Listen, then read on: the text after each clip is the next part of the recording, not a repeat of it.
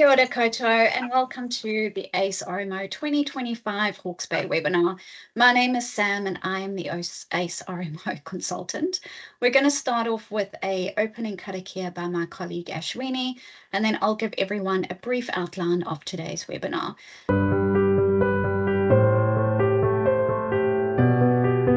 Thank you, Sam. Kia ora, everyone. Whakataka te hao ki te uru, whakataka te hao ki te tonga.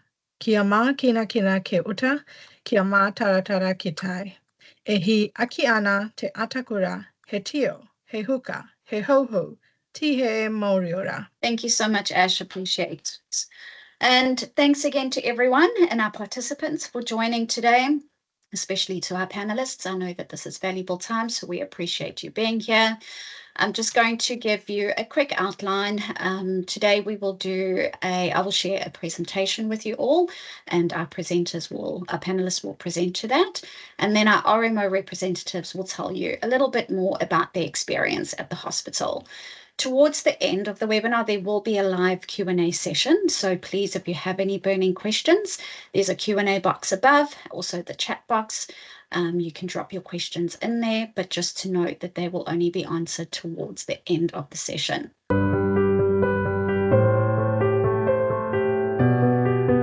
I'm Alan Stanley. I'm the Director of Clinical Training, overseeing some of the sort of governance things around intern training at our hospital. Kia ora, I'm Michelle Francis. I am the Operations Manager for the Medical Workforce, so I manage the RMO unit. Hello, I'm Sarah. I'm one of the house officers. I've been in Hawke's Bay for 4 years now. Kia ora, I'm Molly. I'm one of the PGY1s, having started just this year. I'm Megan. I am the House Officer RMO Coordinator.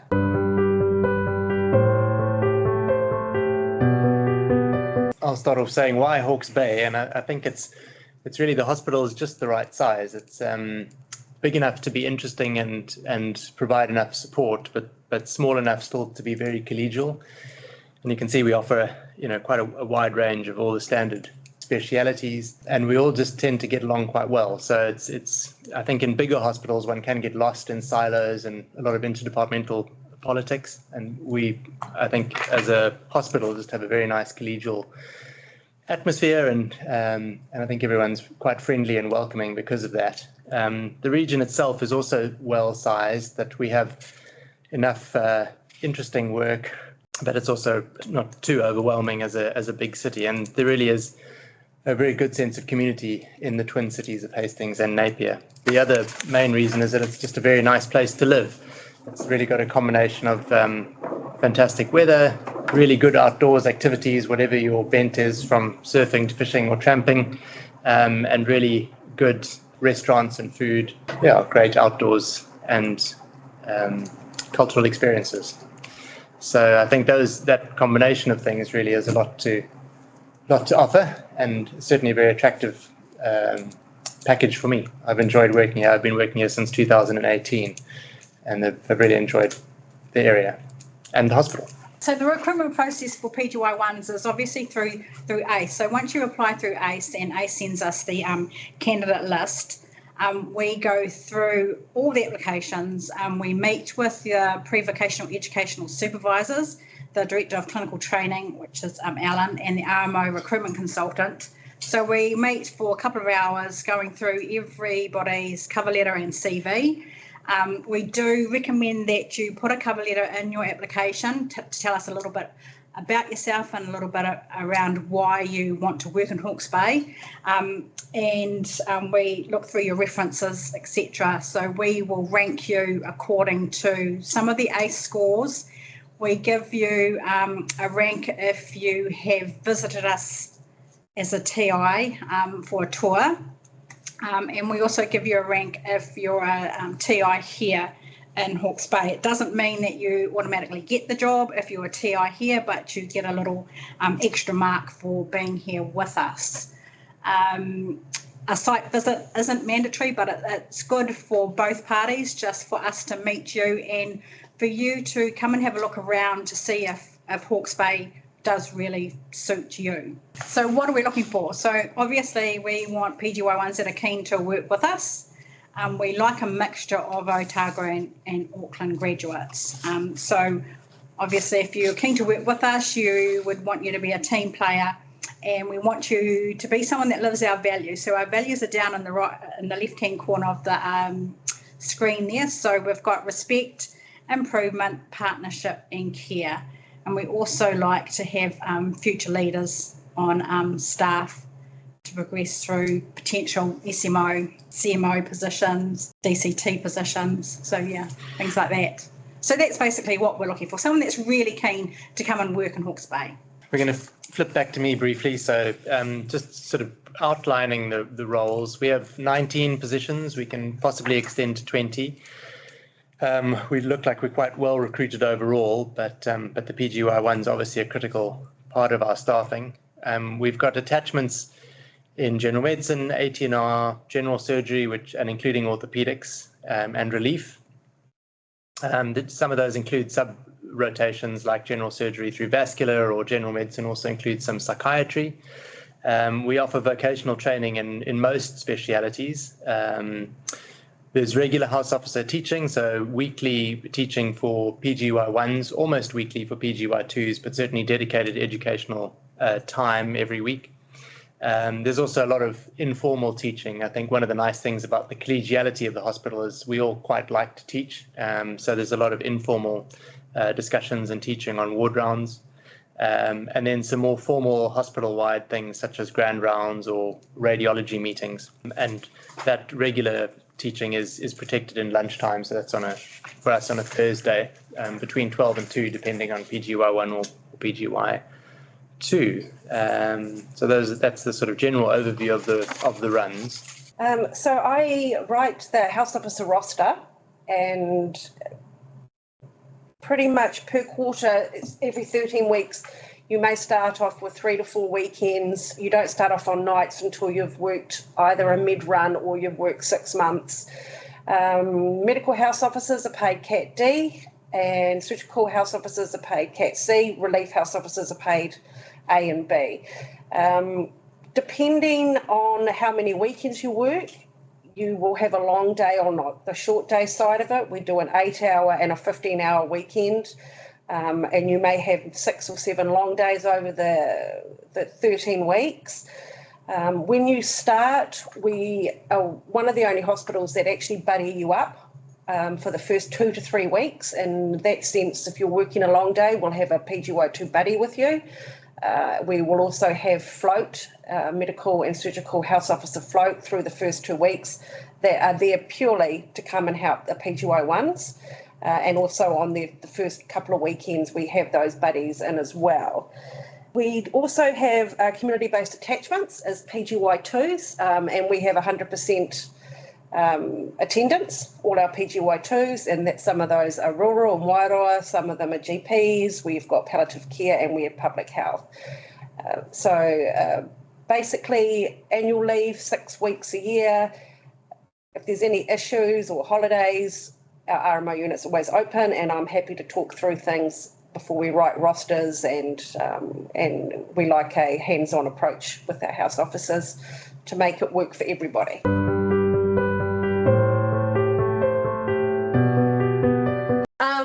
So a bit of a day in the life of, I guess for me, a PGY1 here in Hawke's Bay. It's a pretty good life. Currently, I'm on my surgical attachment, which I've just started recently, after taking some leave that Megan granted me to go to Vietnam as well. Oh, yes. Oh, good on you. I come back from that, I've started surgery. So I wake up in the morning, I come in, I prepare for my ward round, as all house officers do. And I say hello to my lovely smiley team who are very friendly to me. We do our ward round and I do my ward jobs. At the moment, just because of the way things are falling, my team is not on take and do not have very many patients. So I complete my ward jobs by 9 a.m. And I go and I help my colleagues on the take team because they are my friends and I love them. And we get through to the day together, and I leave on time unless something comes up in the evening. That has been the way my day has gone so far on general surgery and was the way on general medicine as well. When I go home, I often do something after hours with my colleagues who live with me in Havelock North, which is just 13 minutes away. I think me and my flatmate both did long days yesterday, so maybe not tonight. And then on the weekends, like this weekend, I will go tramping with my old Gen Med registrar and some of our other friends from the hospital. And last weekend I went to Taupō with my family, and there's lots of places to visit, which I'm currently ticking off now that I feel a lot more comfortable in my role as a house officer. I know that takes everyone different amounts of time in their first year, but I think that something that's really helped me slot in quickly is just being so supported and it being so friendly that I feel pretty free to explore these days. Hi, I'm Sarah. I started in the Hawke's Bay as a TI and chose it because I wanted to try a regional centre before having to choose where to be. And again, like everyone's been saying, it's a really nice size with lots of collegiality and everyone's very friendly. But I think everyone talks about food and about a whole load of other factors around what makes a job good, but I think it really is the way you're treated and how easy it is to ask for help. And I can truly say that I've always felt supported, and that if there's ever been a moment where I felt out of my depth, somebody will come and help you. And I think that counts for so much more than anything else. It's been really easy to become part of a community, and I think that makes coming to work really enjoyable. Like knowing we run down to the orderlies and lots of different consultants and things, it makes work feel like a community, and I think the Hawke's Bay really does that well. Teaching happens all the time. I think other hospitals, maybe we're bigger centres where you don't get that same teaching, but because there's consultant time, they give you quite freely, and you get teaching incidentally on the wards every day, which I think is quite unique to here. Outside of the hospital, I've been a member of the West Shore Surf Lifesaving Club and the Napier Pottery Club, and enjoyed walking up the peak and a Pilates studio. So I think there's lots of little things that you can add to your life, and I think you have the energy and time to do that in the Hawke's Bay because the hassle of commuting to and from the hospital is not there. It's easy. You drive into a park, you leave mostly on time. It's all 10-15 minute commute.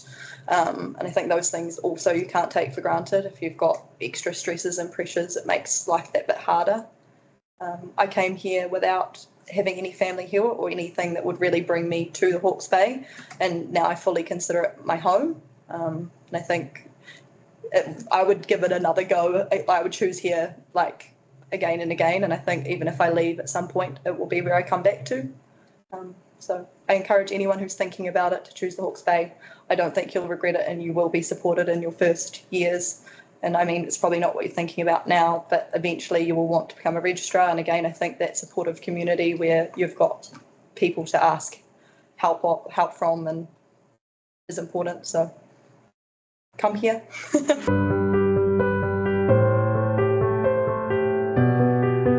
I do have some general questions that have come through recently. So one of the main ones was around accommodation. So how easy is it to find, and would you be able to give a indication of what the accommodation costs are? I think it's easy to find accommodation. A lot of the RMOs live in Napier and Havelock, fewer live in Hastings, but I think initially there's lots of different sort of accommodation adverts on our RMO page, so there's quite a bit that comes up through that at the changeovers of house officers starting and registrars starting. And accommodation costs, I'd say most people would spend around $250 a week on a room. Having moved this year, ridiculously easy to not just find somewhere, but find somewhere you want to live, which does actually make a big difference. I'm not just scrounging for a roof over my head. I was picking this nice family home in Havelock North where I could walk up the peak with a heat pump in every room, and I pay $240 per week, and it's a 13-minute drive to work. So it was almost too easy. But then the first week of living here, my lease didn't start, but then I was ridiculously supported by the RMO unit and it was, like I said, too easy. I suppose for full disclosure, the commute is a bit longer if you live in Napier. It's more like half an hour from Napier, but Depending on the time. depending on the time. But our parking's only $1. Yeah, yeah, that's true. Well, there are free spots if you're Yeah. really Yeah, small. if you're prepared to walk. But not far. Nothing like Not far. if you have to walk in Wellington or Christchurch. Oh no, it's like a minute. Well, I guess that could lead into the next question is around parking facilities and cycling routes and parking for bikes as such. All of that is available, and on long day, if you're working like the medical long days, there's a car park that's directly outside ED. So you just drive on in and drive on out without having to worry. So it's really nice after hours finishing when you finish a bit later to not have to worry about, walking through car parks at night. Yeah, and there's secure bike parking, and the bike paths are pretty good. I mean, I think nowhere in New Zealand really has excellent bike paths because they're all still part of the road. But I think they're pretty good, and a lot of people commute by bike. Some quite long distances for the really triathlete level commuter, but it's pretty easy to get around by bike as well. I think the hospital did have a few pool bikes as well for people to commute with. I'm not sure if those are still available, but that was a project a while ago. And we have the bus. Yep. Yeah. Free bus pass if you work here. Yeah. I've run very late and never run later because of parking. So, as someone who isn't a morning person, you might like Hawke's Bay. We do have a question in the Q&A box. Who is the best person to contact to organise a visit to Hawke's Bay in the hospital? That would be Megan. That would be Megan. That would be me. So we have a generic RMO unit email box, and obviously our details will be with ACE. So you can either email into the unit and I will pick it up from then, or you can email into Megan Prendergast as the house officer coordinator, and I can either meet you or I can Zoom with you or have a chat. I'm quite happy to do any of those. And just to reiterate, the employer information details are available on the ACE RMO website. So you will see a section on the homepage, employer information. If you click on that, you can find Hawke's Bay and Megan's details will be there. What does orientation week look like, and what date would that be? So 2026, we're off kilter slightly. So it's 1 week later than it would normally be. I think the first day of the quarter is the 19th of January. So 12th. Is it the 12th? 12th, yeah. Starting of orientation? Yeah. So 12th of January, we do a week-long orientation before your first day of the quarter the following week. Monday looks like everyone comes together. We have a pauwhiri at the marae. We have a full whole week jam-packed agenda full of fun and exciting things to do. We have OC Health, we go through them, we do computer training. Everyone gets a phone, an iPhone here. We don't have pages anymore, so everything comes through our phones. We have pharmacy do a couple of sessions where they run through a patient from A to B, and you get to get some hands-on experience. On the Thursday afternoon and all day Friday, we buddy you up in the run you're going to start on the Monday morning. So you will have a handover from the existing house officer. You will know where to go. You'll meet everybody. You'll have a good orientation before you start on the Monday. What are some of the other things we do orientation week? Meet the pezzers.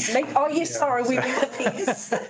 So you may be aware that you'll be allocated wherever you go, educational supervisor who provides educational and pastoral support and care, and so we have a session where you meet the team and who will be supervising and supporting that as well.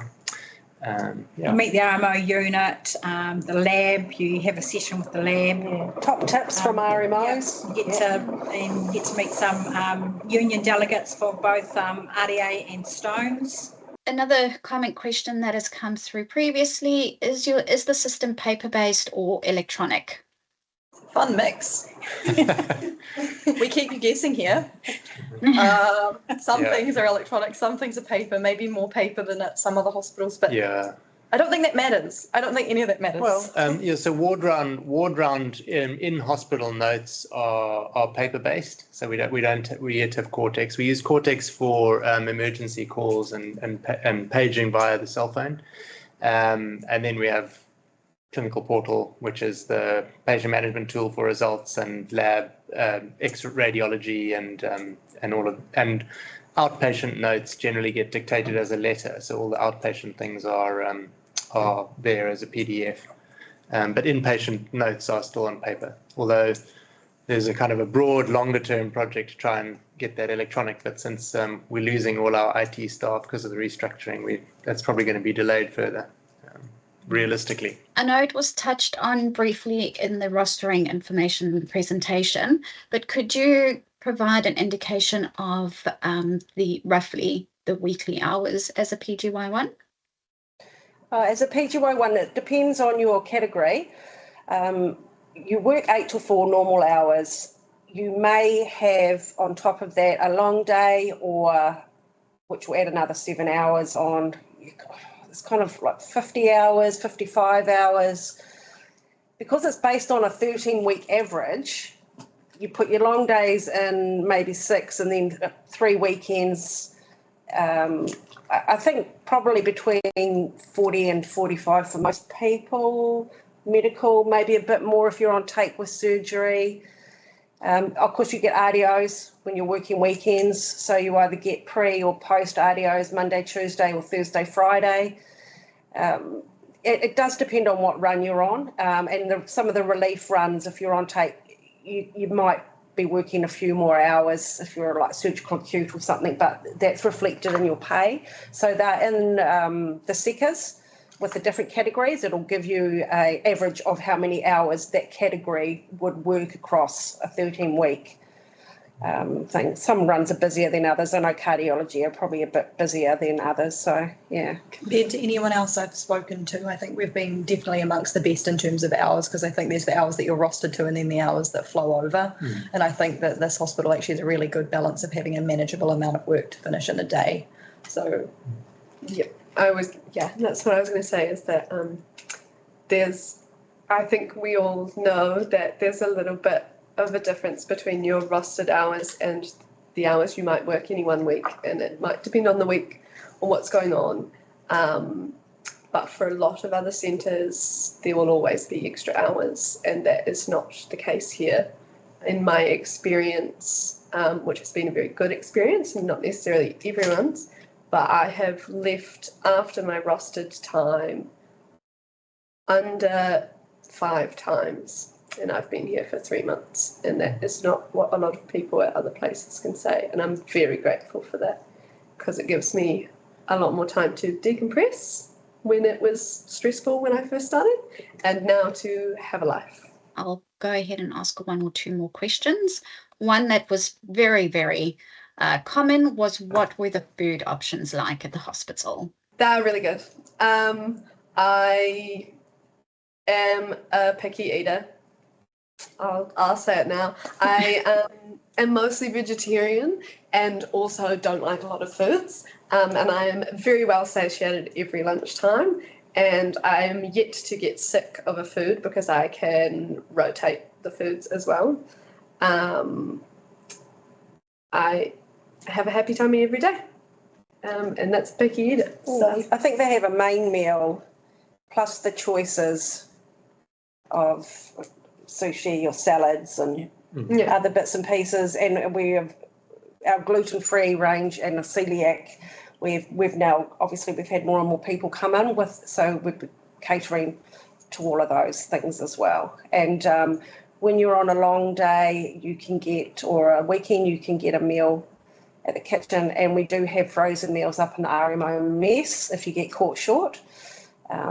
which is on the top of our tower block, which is like a palace up there, isn't it? The RMO mess. They've got couches and sky and everything. Got this question a few times before, so I'll ask if there's any research opportunities. So, I mean, I think we're not an academic centre, so there's not realistically going to be as much sort of chance to get involved in strictly academic research, but we have a very strong improvement culture, and so there are a lot of clinical audits and more sort of practical clinic-based research, and many of us do have an interest in that quality improvement type of research.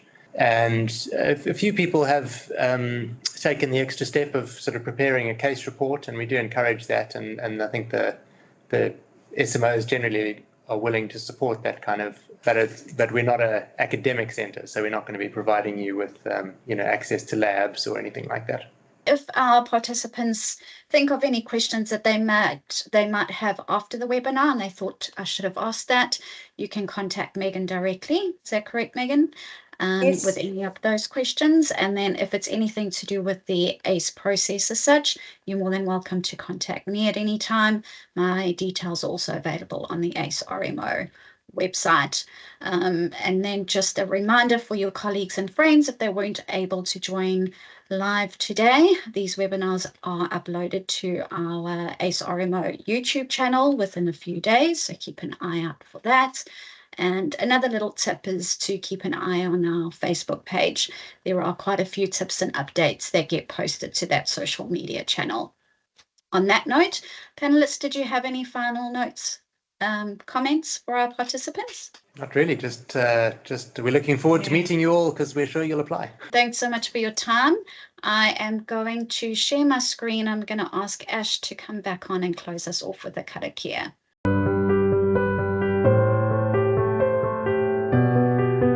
Kia hora te marina, kia whakapapa pounamu te moana.